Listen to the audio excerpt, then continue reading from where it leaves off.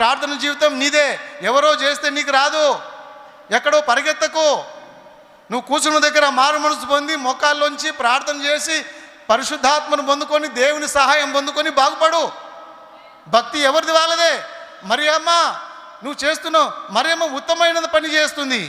అది ఆమె యొద్ద నుండి ఎవరు తీసివేయలేరు. మరియమ్మ ఉత్తమమైన పని ఏంటంటే యేసు పాదముల దగ్గర కూర్చుండి ఆయన బోధ వింటూ ప్రార్థన చేస్తూ జీవితాన్ని గడుపుతుంది ప్రభు దగ్గర. మార్తమ్మ బయట పని చేస్తుంది, కిచెన్లో పని చేస్తుంది, లోక బిజీలో ఉంది. ప్రభు గద్దించాడు, మార్తానికి బుద్ధి లేదా? మారు మనసు పొందు. మరియమ్మ మంచి పని చేస్తుంది. భక్తి ఎవరిది వాళ్ళదే. అమ్మ నీ కొడుకు భక్తి నీకు రాదు, నీ భక్తి వాళ్ళకు పోదు. నీ భర్తది భార్యకి రాదు, భార్యది భర్తకు పోదు. పిల్లలది తల్లిదండ్రులకి రాదు, తల్లిదండ్రులది పిల్లకు పోదు. ఎవరి భక్తి వాళ్ళదే.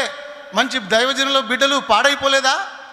మంచి దైవజనుల పిల్లలు నాశనం అయిపోలేదా? దైవజనులు మంచోళ్ళు అయితే పిల్లలు మంచోళ్ళు కావాలి కదా.